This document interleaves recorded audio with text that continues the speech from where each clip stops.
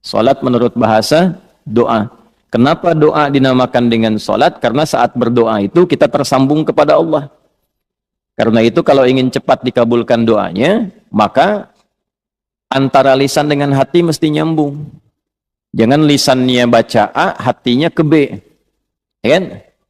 Doanya minta lulus ujian, tapi hatinya berpikir kredit cicilan, kan repot tuh. Nah, jadi mesti nyambung. Oleh karena itu dalam sholat dilatih tersambung dulu, sehingga seluruh bacaan terkoneksi, doanya terkabul. Itu yang menjadikan seluruh nabi dan rasul itu diperintahkan sholat, dan dalam sholat mereka berdoa. Nabi Zakaria kan dikabulkan doanya saat sholat. Hunalika da'a Zakaria rabbah qala rabbi habli min ladunka dzurriyyatan thayyibah innaka sami'ud du'a fanadathul malaikatu wa huwa qa'imun yusalli fil mihrab anna Allah yubashshiruka bi Yahya. Quran surah ketiga Ali Imran ayat 38 sampai 39. Ya, Nabi Musa itu saat menerima awal wahyu diperintahkan mengadu pada Allahnya lewat salat. Quran surah 20 ayat 14. Innani anallahu la ilaha illa ana fa'budni wa aqimis salata lidzikri. Nabi Isa itu baru lahir, perintah pertamanya itu salat. Ya. Quran surah ke-19 itu Maryam ayat 31 sampai dengan 33 itu. Wa ja'alani mubarakan aina ma kuntu wa awsani bis shalah. Nabi Ismail alaihissalam sampai mewasiatkan pada keluarganya supaya konsisten sholat agar terus terkoneksi dengan Allah. Saya selalu memberikan logika begini, kalau Anda itu punya koneksi dengan pejabat, aksesnya mudah kan? Gitu. Punya koneksi dengan DKM ini aksesnya mudah ke masjid tuh. Ya. Baik. Nah, punya koneksi dengan Allah apa yang sulit bagi Allah?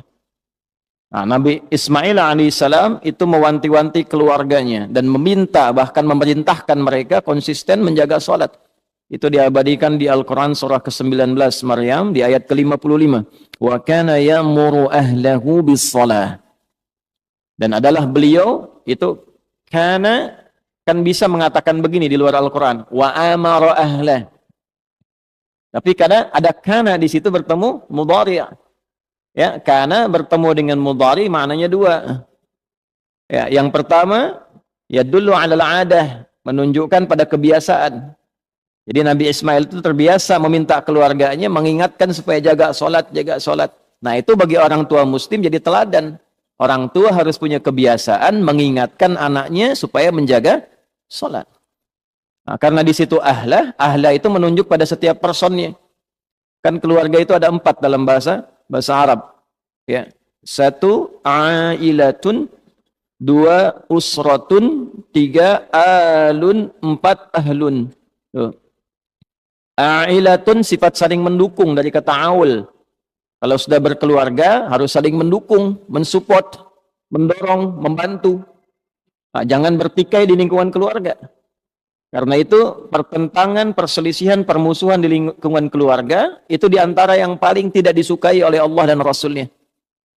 Ya, silaturahim itu kan ayat keluarga di An-Nisa ayat pertama yang sering disatukan dalam 3 ayat kan dalam kesempatan Jumat itu.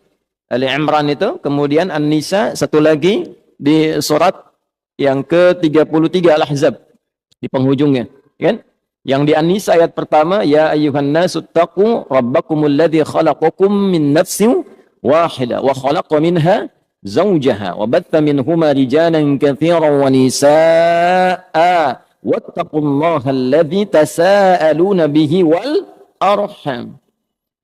Nah, jadi dan ulul arham itu kan yang pertama keluarga inti. Menyambungkan arham, menyambungkan silah. Ya, terkoneksi dengan kuat di antara bagian keluarga itu bagian dari ketakwaan. Mafhum mukhalafahnya apa? Ya, mafhum mukhalafahnya, pengertian terbaliknya, memutus rahim, memutus hubungan kekeluargaan itu termasuk dari penyimpangan terhadap nilai takwa. Nah, itu mesti hati-hati. Karena itu wasiat para nabi itu sebelum meninggal itu menyatukan keluarganya dulu, bukan dalam masalah harta. Awas, hati-hati itu.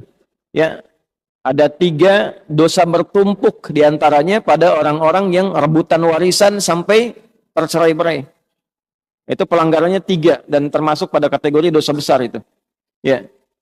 rebutan warisan sampai bertengkar sampai memutus hubungan silaturahim. Karena itu orang tua dalam hidup satukan, ingatkan sholat, bahkan sebelum meninggal harus dipastikan itu.